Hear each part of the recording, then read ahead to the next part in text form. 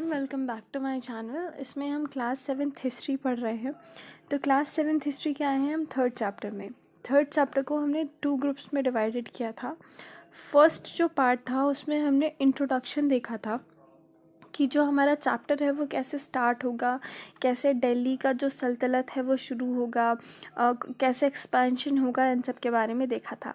Last में हमने देखा था कि दिल्ली का एक्सपेंशन कैसे हुआ। वो 2 फेजेस में हुआ था। फर्स्ट फेज़ में हमने देखा था कि जो बलबन था उसने इंटरनल एक्सपेंशन किया था। इंटरनल एक्सपेंशन का क्या मतलब होता है, जहाँ पे बलबन की राज्य था उसके अंदर जो जगह थी जहाँ से उसको रेवेन्यू नहीं मिल रहा था, टैक्स नहीं मिल रहा था, वहाँ से जाके उसने टैक्स कलेक्ट करना शुरू किया। मतलब जैसे बलबन है वो पूरी दिल्ली का राजा था। दिल्ली में कुछ जगह पे पहले जंगल रहे होंगे, कुछ जगह पे एरिया खाली रहा होगा, वहाँ लोग नहीं रहते रहे होंगे। तो बलबन ने क्या किया, जंगल कटवाए, वहाँ लोगों को रहने बोला और उससे टैक्स लेना शुरू किया। जहाँ लोग नहीं रहते थे वहाँ पे भी लोगों को सेटल कराया गया ताकि वहाँ से भी टैक्स मिल सके। तो बलबन ने क्या किया, इंटरनल एक्सपेंशन। उसके बाद आया अलाउद्दीन खिलजी। अलाउद्दीन खिलजी ने क्या किया, एक्सटर्नल एक्सपेंशन। मतलब वो दूसरे राज्यों में जाता था, वहाँ युद्ध लड़ता था, दूसरे के राजा को हराता था और फिर उसके जो राज्य है उसमें अपना अधिकार जमा के वहाँ से टैक्स कलेक्ट करता था। ठीक है, तो अभी तक हमने ये देखा है। अब हम जो अलाउद्दीन खिलजी है और जो मोहम्मद बिन तुगलक है उसके बारे में डिटेल स्टडी करेंगे, थोड़ा बहुत आर्किटेक्चर के बारे में पढ़ेंगे। तो let's begin our topic, class 7th history part 2। Past year question देख लो, ऑप्शनल के हैं। पहले में क्या है, मार्केट कंट्रोल के बारे में। तो जो अलाउद्दीन खिलजी है उसने क्या किया था, ध्यान से सुनना। हम लोगों ने क्या बोला था कि उसने एक छोटे सी जगह को, मतलब दिल्ली तो पहले छोटा था, उसको बड़ा किया, दिल्ली सल्तनत को बड़ा किया। कैसे किया, बाहर के राजाओं को हरा के। अब बाहर के राजाओं को हराना आसान काम नहीं था।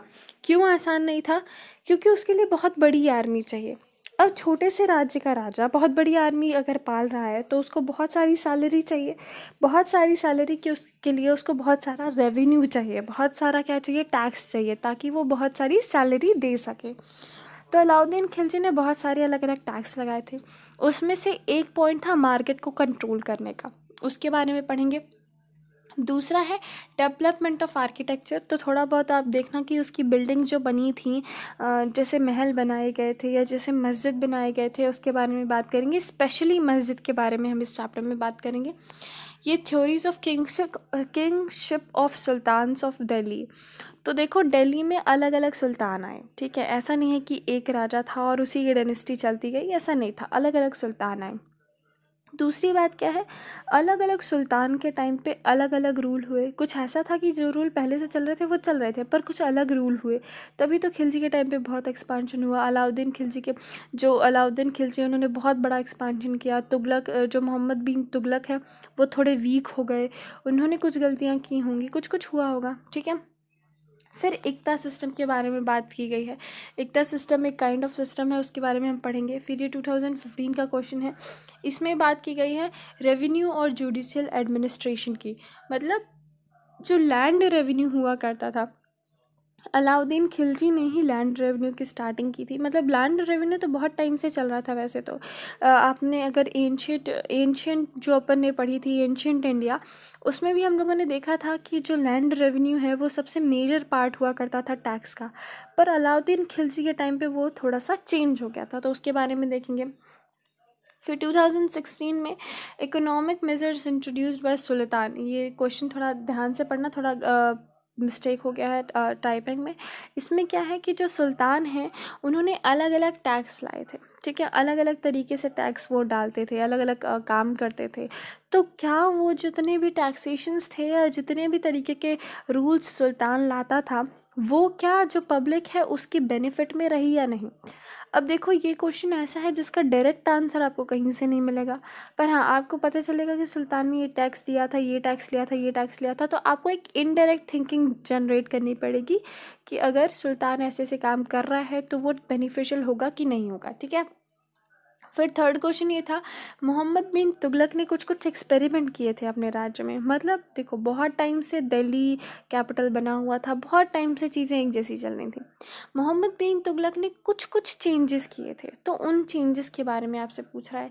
और लास्ट क्या है, हम्बल मैन की डिसइंटीग्रेशन ऑफ दिल्ली सल्तनत।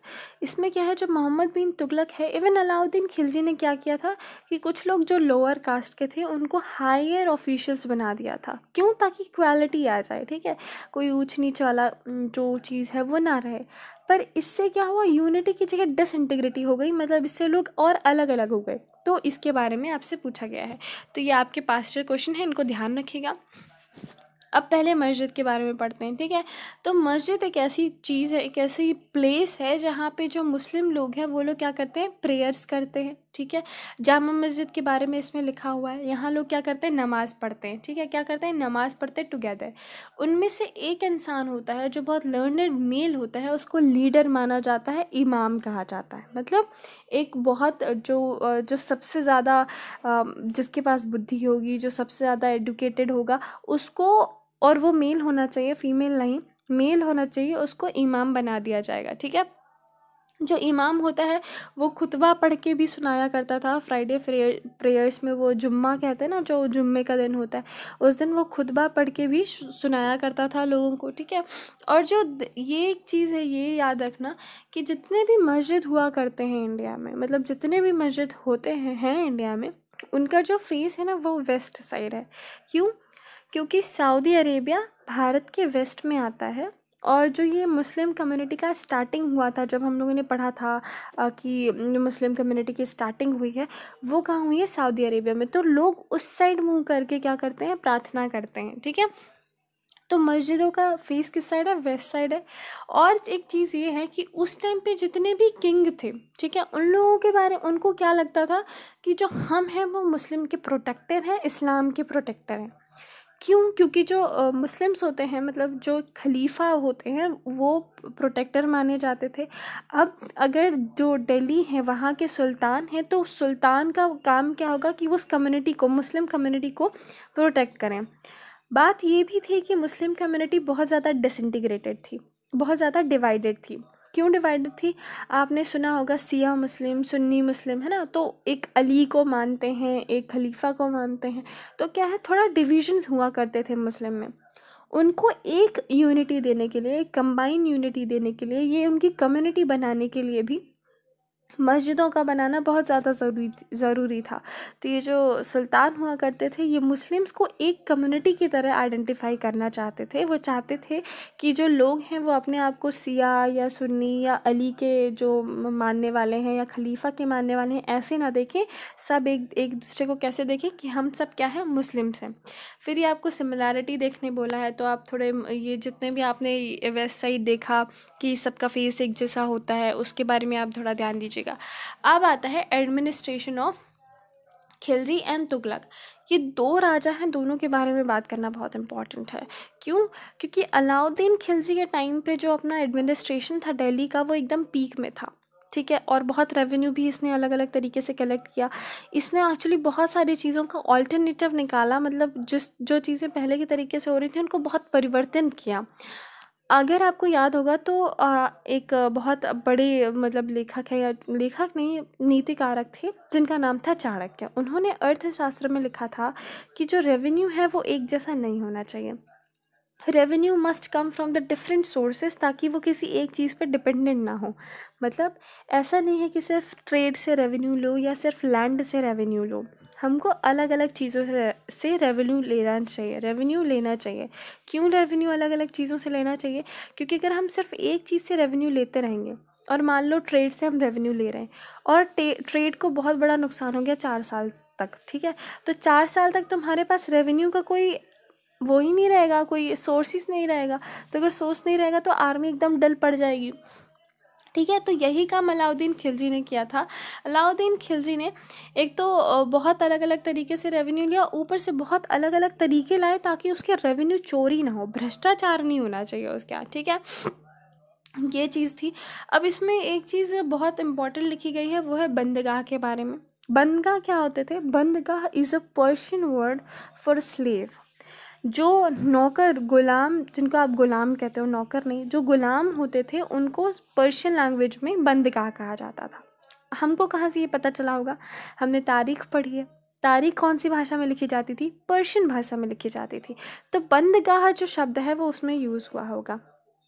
इसमें ये लिखा गया है कि जो स्लेव वाली पद्धति थी, एक चीज़ ये देखो इसमें कि स्लेव हमने कहाँ से शुरू किया पढ़ना? कुतुबुद्दीन ऐबक से। उसके पहले जो राजपूत डायनेस्टी थी उसमें हमने कहीं स्लेव नहीं पढ़ा। मतलब ये जो टर्किश आए, जो ये मुस्लिम्स आए, इनके में क्या हो गया था? स्लेव जो बहुत इम्पॉर्टेंट कम्युनिटी बन गई थी गुलामों की। ठीक है, गुलाम बहुत ज़्यादा इम्पॉर्टेंट हो गए थे इस टाइम पे। और जो एडमिनिस्ट्रेटर होते थे, मतलब जैसे हम लोगों ने पढ़ा कि जो तारीख लिखा करते थे वो राजा के ही बड़े ऑफिशियल्स हुआ करते थे।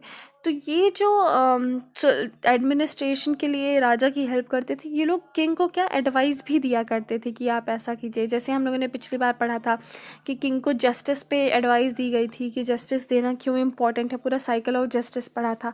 वैसे ही इसमें भी लोग एडवाइस देते थे किंग को। क्या एडवाइस देते थे? कि a slave, experience slave is better than a सन।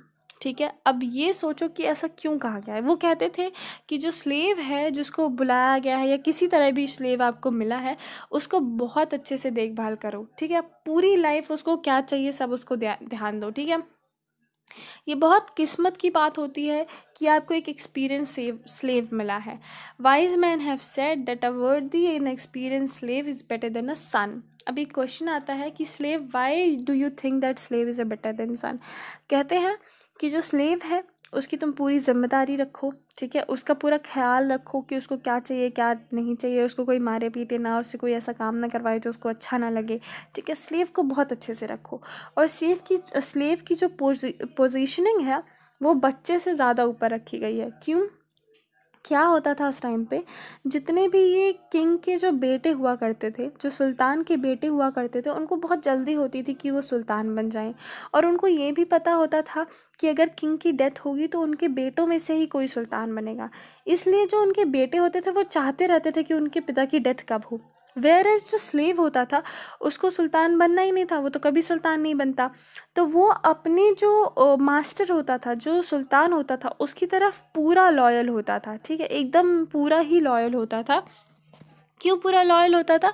क्योंकि उसको सुल्तान बनना नहीं है, उसकी पूरी जो भी देखभाल है वो सुल्तान ही करेगा, उसकी सुल्तान के अलावा कोई है ही नहीं। इसीलिए जो स्लेव है उसको बहुत अच्छे से रखा जाता था और उसको बेटे से बड़ा दर्जा दिया जाता था। ठीक है, अब यही जो मोहम्मद बिन तुगलक हैं और जो खिलजी हैं, इन दोनों ने क्या किया? बंदगाह को अपने पास रखा। जो ये बंदगाह वाली चीज़ चली आ रही थी, स्लेव वाली, ये चली आई थी।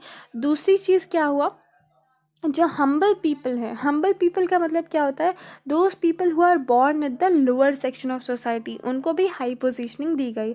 अगर आपको याद होगा तो मलिक काफूर, वो आपने मूवी देखी होगी, तो मलिक काफूर जो था वो बहुत स्लेव था। वो अलाउद्दीन खिलजी का जो साउदर्न पार्ट था ना पूरा, वो पूरा अलाउद्दीन खिलजी ने कफूर को बोल दिया था, जो मलिक काफूर था, कि तुम लेके आओ मेरे लिए। ठीक है, और वो उस पर बहुत ट्रस्ट करता था, इसीलिए पॉलिटिकली बहुत हाई पावर स्लेव को दी गई थी, उसको दी गई थी। ठीक है, दूसरी चीज़ क्या की गई थी? जो हम्बल पीपल थे उनको रेस करने की कोशिश की गई थी। जो लोअर सेक्शन ऑफ सोसाइटी हैं उनको क्या कहा गया था कि अब उनको हाई ऑफिशियल की पोजीशन, पॉलिटिकल पोजीशन दी गई थी। ठीक है, they were appointed as generals and governors. However, this introduced the element of political instability. ये आप आंसर में लिख सकते हो। इससे क्या समझ में आता है कि जैसे जो भी, अब किंग ने क्या किया? स्लेव को रख दिया ऊपर और गवर्नर और जनरल को ऊपर रख दिया। अब इससे दिक्कत क्या होती थी कि कन्फ्लिक्ट होने लग गए। कभी भी सोसाइटी चेंजेस को एक्सेप्ट नहीं करती। समाज में परिवर्तन होता है तो समाज उसको एक्सेप्ट नहीं करता। तुम देखो, जब गुर्जर प्रतिहार में ब्राह्मण किंग बना तो लोगों ने उसको एक्सेप्ट नहीं किया। उसको उन्होंने क्या बोला कि नहीं, तुम तो ब्राह्मण हो, तुम राजपूत नहीं हो, तुम क्षत्रिय नहीं हो, तो हम तुम्हें एक्सेप्ट नहीं करेंगे। दूसरा क्या हुआ? जब रज़िया सुल्तान बनी या फिर जब अपनी कोई भी और क्वीन जैसे दिद्दा बनी, तो उनके बारे में तो ऐसे एज सच मेंशन नहीं है, लेकिन जब रुद्रमा देवी बनी तो उनको भी एज अ क्वीन एक्सेप्ट नहीं किया गया, उन्होंने अपना नाम रुद्रदेव रखवाया। फिर जो रज़िया सुल्तान बनी उनको भी किसी ने एक्सेप्ट नहीं किया। ठीक है, हमने तारीख पढ़ी है जिसमें ये लिखा है कि बीइंग रज़िया सुल्तान बन गई है तो it is like opposition of the God का जो गॉड ने कॉन्स्टिट्यूशन काइंड ऑफ बनाया है कि हमेशा मेल ही जो है सुप्रीम रहेगा, उसके अगेंस्ट है। तो सोसाइटी ने क्या किया है, चेंज एक्सेप्ट नहीं किया। Changes are not acceptable by the society.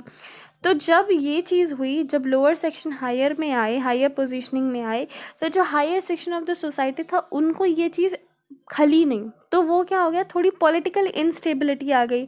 और गुलाम को भी लोग अलग नज़रिए से देखते थे कि गुलाम हमारे ऊपर राज कर रहा है, और लो सेक्शन को भी अलग से देखते थे। ठीक है, जो क्लाइंट्स, और दूसरी चीज़, ये पहली चीज़ थी जिसके कारण अनस्टेबिलिटी आती थी, और ये दूसरी चीज़ है। दूसरी चीज़ क्या होती थी कि जो भी क्लाइंट होता था, जो भी गुलाम हुआ करता था, वो अपने मास्टर, जो उसका सुल्तान है, जैसे मान लो अभी एक सुल्तान है, ठीक है, मान लो कुतुबुद्दीन ऐबक है, उसका कोई स्लेव है, वो कुतुबुद्दीन ऐबक की तरफ तो पूरा एकदम लॉयल होगा, चाहे उसको मर जाए कट जाए, वो कुतुबुद्दीन ऐबक की बात मानेगा। पर जब रज़िया सुल्तान आई तो क्या हुआ, उस टाइम पे जो कुतुबुद्दीन ऐबक का स्लेव है वो रज़िया की बात नहीं मानेगा। क्यों? वो सिर्फ अपने मास्टर को मास्टर मानता था, उसके बच्चों को या उसके परिवार में से किसी और को वो मास्टर नहीं मानता था। इससे क्या हुआ, इससे क्या होता था कि कन्फ्लिक्ट होता था कि जो ये स्लेव है ये आपको बहुत मानता है, क्या पता आपके मरने के बाद ये बेटे को मार दे या फिर वो इंडिपेंडेंट हो जाए, क्योंकि उसका फिर किसी के ऊपर कंट्रोल नहीं रहता था। तो इसलिए जो है अनस्टेबिलिटी आ गई। इसलिए जो monarch often saw a conflict between the old and new nobility.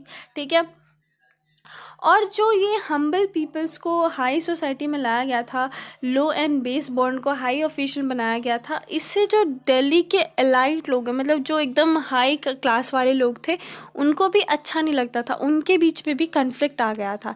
Even जो लोगों ने तारीख लिखी, एक ये तारीख आप अच्छे से पढ़ना, कि जैसे एक हिजाम है, इन सबको अलग अलग क्या कहते हैं काइंड ऑफ हाई पोजीशनिंग दी गई, जिससे जो ये इसने तारीख लिखी उसने क्या कहा था कि the appointment as a sign of sultan loss of political judgement and its incapability to rule. उसने कहा कि जो ये लो बेस को, तुम लो बॉर्न लोगों को हाई पोजीशनिंग में रख रहे हो, इससे दिखता है कि तुम राज करने के काबिल नहीं हो, इससे दिखता है कि तुम्हारी इनकेपेबिलिटी है पॉलिटिकल जजमेंट करने की, तुम पॉलिटिकल जजमेंट नहीं कर सकते हो। और ये किसने लिखी थी? बर्बरीन ने लिखी थी। किसने लिखी थी? बर्बरीन ने लिखी थी। तो आपको याद होना चाहिए बर्बरीन के बारे में। ठीक है, अब देखो जो दिल्ली सल्तनत थी, हम लोगों ने पहले क्या पढ़ा था, इवन जो अशोका था उसके टाइम पे भी क्या पढ़ा था कि बहुत बड़ा किंगडम था, बहुत बड़ा साम्राज्य था, तो अलग अलग भागों में डिवाइड किया गया था। ऐसी जो दिल्ली थी वो भी बहुत बड़ी हो गई थी, तो उसको भी अलग अलग भागों में डिवाइड किया गया था। उसको कहते थे इक्ता। एक एक पार्ट को, जैसे अभी हम लोग एक एक पार्ट को क्या कहते हैं, मोहल्ला कह देते हैं, या फिर कॉलोनी कह देते हैं, या फिर टाउनशिप कह देते हैं। पहले जब दिल्ली में डिवीजन हुए थे तो हम कहते थे इक्ता। उस इक्ता में एक इंसान होता था जो इक्ता को कंट्रोल करता था, उसको हम कहते थे इक्तेदार, या फिर हम उसको क्या कहते थे, मुक्ति। ठीक है, दो में से किसी एक नाम से बुलाया जा सकता था। जो मुक्ति होती थी, इनका काम क्या होता था, जैसे मान लो कि मैं इस मोहल्ले की मुक्ति हूँ, ठीक है, मुझे 100 रुपये मिला यहाँ का रेवेन्यू, तो 100 रुपये में से मैं 50 रुपये राजा को दे दूँगी, 50 रुपये अपने पास रखूँगी।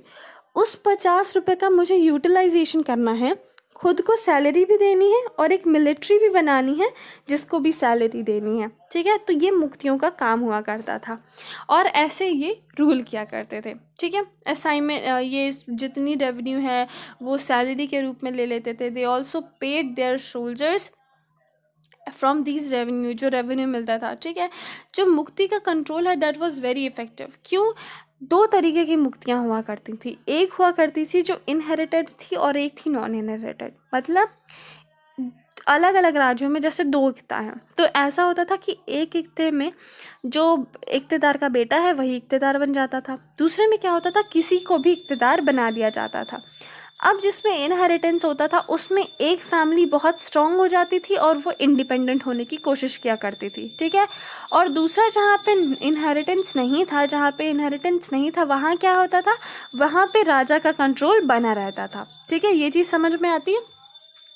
और ये लोगों में बहुत भ्रष्टाचार था। ये लोग क्या करते थे, पैसा छिपा लेते थे। तो जो अलाउद्दीन खिलजी था, इन्होंने क्या किया था, जो अकाउंटेंट होते हैं उनको अपॉइंट किया गया था, ठीक है, to check the amount of revenue collected by the मुक्तीज। इनको क्या देखना रहता था कि जो मुक्ति है, जिन्होंने, अब क्या पता इन लोगों ने 100 रुपये कलेक्ट ही नहीं किया हो, इनको 500 रुपये मिला हो, लेकिन राजा को बोला कि 100 रुपये मिला है और सिर्फ 50 रुपये रेवेन्यू देते हो, ठीक है।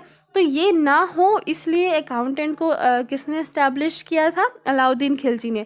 अब देखो यहाँ पास से भी अब अकाउंटेंट इस्टेब्लिश हो गए थे, तो यहाँ से भी अलाउद्दीन खिलजी को क्या मिल रहा था, ज़्यादा पैसा मिल रहा था, ठीक है। और the required number of soldiers.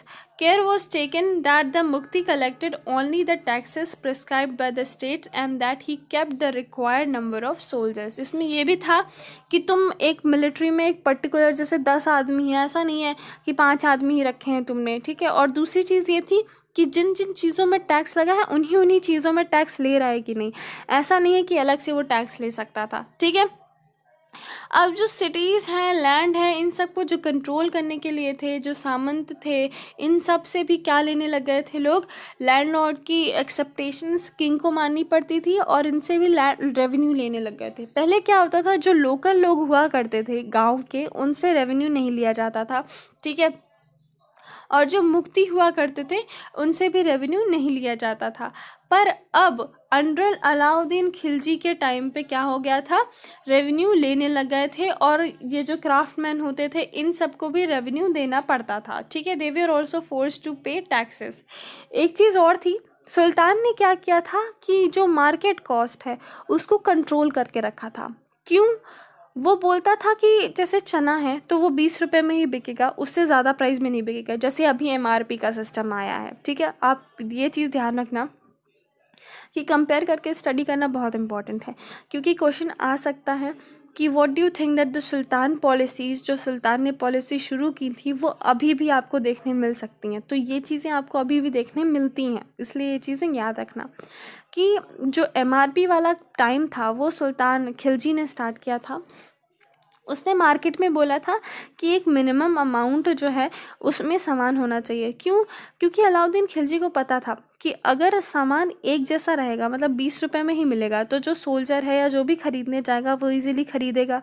अगर वो खरीदेगा तो वो रेवेन्यू भी पे करेगा, ठीक है। तो इससे क्या होगा, रेवेन्यू ज़्यादा मिलेगा। इसलिए जो अलाउद्दीन खिलजी हैं उसने जो मार्केट है उसमें स्टेबिलिटी लाने की कोशिश की थी, ठीक है।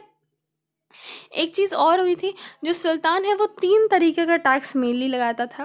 पहला था प्रोडक्शन में, मतलब अगर किसी किसान के घर में 100 बोरे अनाज हुआ है तो 50 बोरे किसको देना चाहिए, किसको क्या होता था, टैक्स में उसको देना पड़ता था। पहले क्या होता था, 1/6 जाता था। अगर आपको एंशिएंट इंडिया में याद होगा तो हमने पढ़ा था कि जो किसान होता था उसका 1/6 ऑफ द प्रोडक्शन जो हुआ करता था वो किंग को जाया करता था। अब खिलजी ने क्या किया था, हाफ ऑफ द प्रोडक्शन जो थी वो सुल्तान को जाने लग गई थी। दूसरा, उसको क्या कहते थे, जो ये 50% जाती थी उसको कहते थे खर्च, ठीक है। फिर दूसरा कैटल्स में लगाया गया था, जो जानवर रखते थे लोग। और तीसरा हाउसेस में। अभी भी आप देखना आपको हाउसेस का टैक्स देना पड़ता है, ठीक है। तो ये चीज़ें याद रखना। तो ये 3 तरीके के टैक्स जो है वो किसने लाए थे, अलाउद्दीन खिलजी ने। अब देखो दिल्ली लार्ज होती गई थी, दिल्ली का जो सल्तनत था वो बड़ा होता गया था और उसको कंट्रोल करना मुश्किल होने लग गया था। क्यों मुश्किल होने लग गया था? क्योंकि जो मंगोल हैं वो भी कंटिन्यूस अटैक कर रहे थे अलाउद्दीन खिलजी के ऊपर।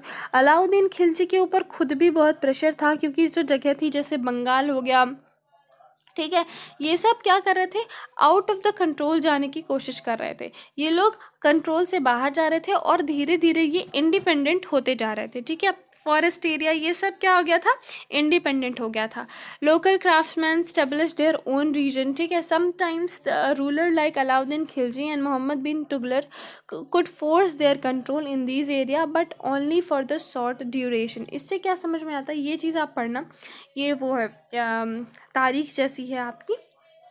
इसमें क्या हुआ था, इसमें एक इंसान है इब्न बतूता, वो बताते हैं कि जो क्राफ्ट्समैन हुआ करते थे वो लोग जंगल में घुस जाते थे या अलग अलग जगह पे घुस जाते थे, और वहाँ पास से उनको निकालना, उससे रेवेन्यू लेना बहुत मुश्किल हो जाता था।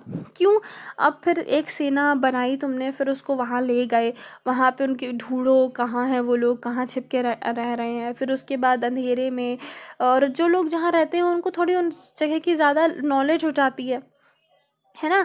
तो जिनके पास सिर्फ बड़ी आर्मी रहती थी वही लोग सिर्फ इन क्राफ्टमैन को ढूंढने के लिए जंगल जाते थे, ठीक है। और बड़ी आर्मी किसकी थी? अलाउद्दीन खिलजी और मोहम्मद बिन तुगलक की।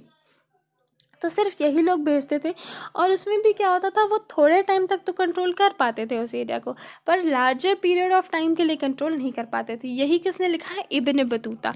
तो अगर इब्न बतूता की डॉक्यूमेंटेशन के बारे में आता है, जैसे कि आपने क्वेश्चन देखा था पहले कुछ चैप्टर में कि बाहर के जो भी आपके ट्रैवलर्स आए उन्होंने हिस्ट्री रिकंस्ट्रक्ट करने में बहुत मदद की, है ना, तो उनके बारे में लिखो। तो आप इब्न बतूता के बारे में ये लिख सकते हैं।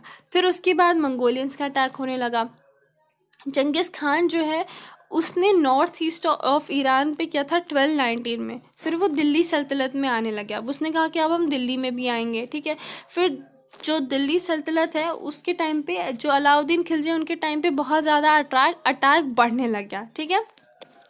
और मोहम्मद बिन तुगलक के टाइम पे भी अटैक बढ़े रहे, ठीक है। इन दोनों ने स्टैंडिंग आर्मी बहुत बड़ी बनाई थी दिल्ली में, ठीक है, और ह्यूज एडमिनिस्ट्रेशन चैलेंजेस थे, और इनके बीच में बहुत सारे डिफरेंस भी थे। तो जो किंगशिप वाला क्वेश्चन था उसके आंसर आपको यहाँ से मिलेंगे।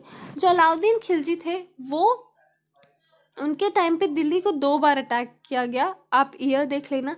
इसमें अलाउद्दीन खिलजी ने डिफेंसिव मेजर रखा। डिफेंसिव मतलब उनका ये कहना था कि अगर वो आएगा, अगर मंगोलियन आएंगे, जंगिस खान आएगा, तो हम उससे लड़ेंगे और अपने आप को बचाएंगे। ये अलाउद्दीन खिलजी चाहते थे।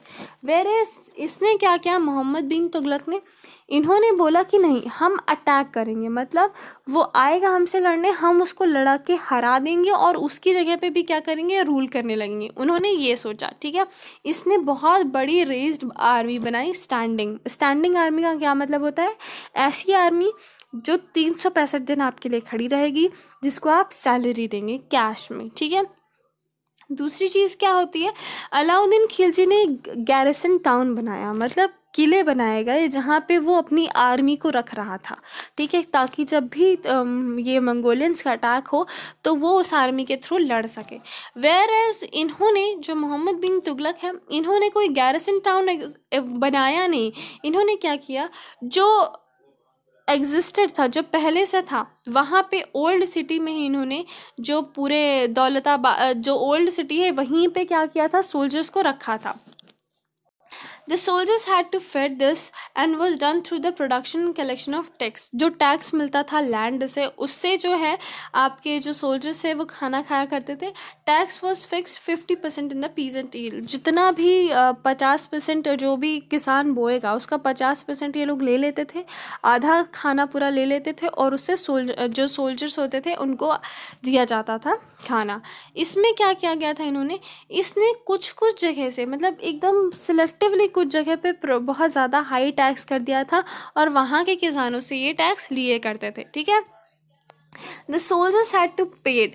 अब ये जो अलाउद्दीन खिलजी हैं, इन्होंने क्या किया था, कैश से जो है, जो कैश है उससे पैसा देते थे अपने सोल्जर्स को, ठीक है। और वो पैसा उनको कहाँ से मिलता था, रेवेन्यू से। कैसे? इक्ता सिस्टम से, जो दिल्ली में मर्चेंट्स थे उनसे मिलता था, ठीक है।